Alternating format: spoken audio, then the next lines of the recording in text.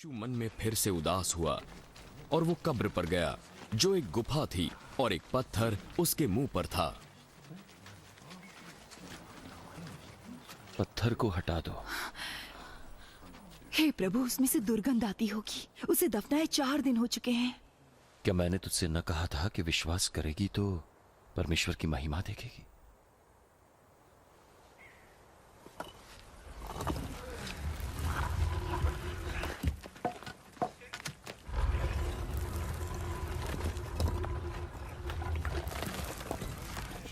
तब उन्होंने पत्थर को हटाया।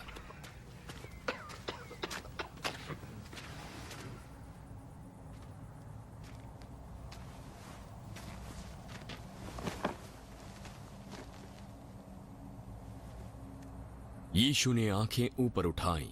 हे पिता, तेरा धन्यवाद जो तू मेरी सुनता है। मैं जानता हूं कि तू सदा मेरी सुनता है, परंतु उनके कारण मैंने ये कहा जो यहां खड़े हैं, जिससे वे विश्वास करें कि तूने ही मुझे भेजा है।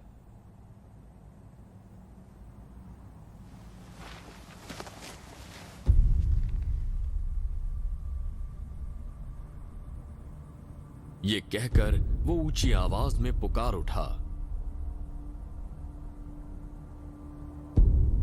लाजर, बाहर आ जा।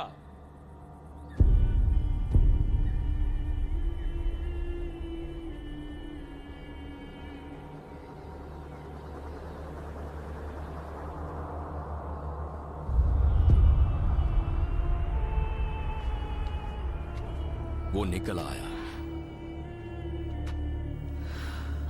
उसके हाथ पांव कफन में लिपटे हुए थे और मुंह अंगोछे से लिपटा हुआ था।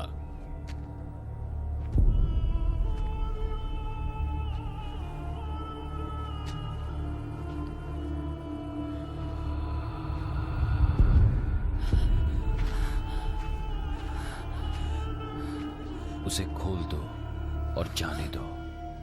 तब जो मरियम के पास आए थे और यीशु के काम को देखा तो उनमें से बहुतों ने उस पर विश्वास किया, परंतु उनमें से कुछ ने फरीसियों के पास जाकर यीशु के कामों का समाचार दिया।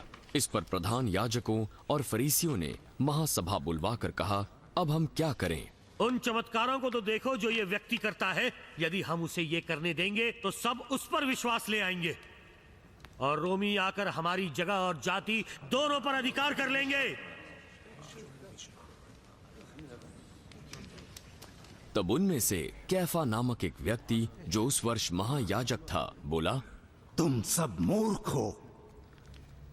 क्या ये नहीं समझते कि भला है कि एक व्यक्ति हमारे लोगों के लिए मरे और सारी जाति नष्ट ना हो?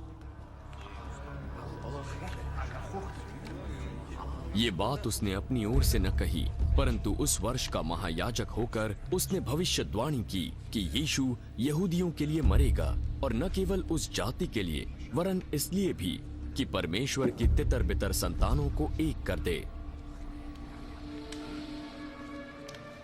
उसी दिन से यहूदियों के प्रधान उसे मार डालने का षड्यंत्र रचने लगे।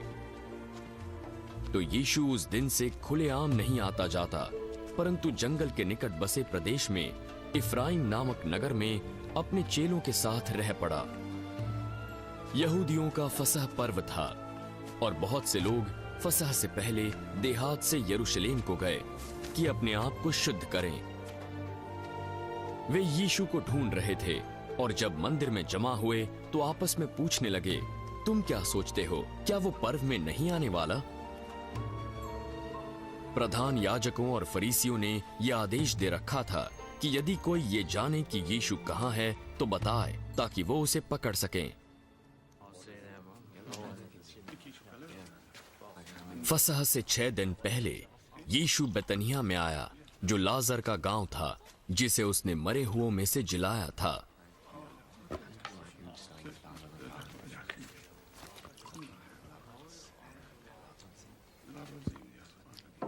वहां उन्होंने उसके लिए भोजन तैयार किया और मार्था सेवा कर रही थी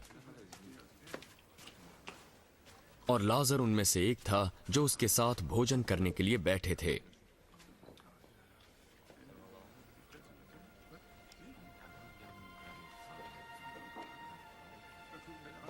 तब मरियम ने जटामासी का आधा सेर बहुमूल्य इत्र लेकर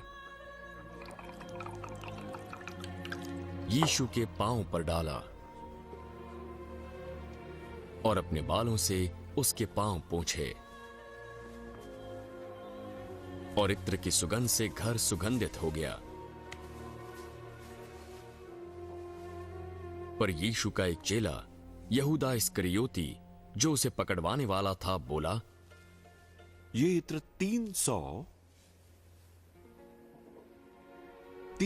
दिनार में बेचकर कंगालों को क्यों न दिया गया? उसने ये बात इसलिए नहीं कही कि उसे कंगालों की चिंता थी, परंतु इसलिए कि वो चोर था। उसके पास पैसों की थैली थी जिससे वो चुरा लेता था। उसे रहने दो, उसे मेरे ये गाड़े जाने के दिन के लिए रखने दो। कंगाल तो तुम्हारे साथ सदा रहते हैं, परंतु मैं तुम्हारे साथ सदा नहीं रहूंगा।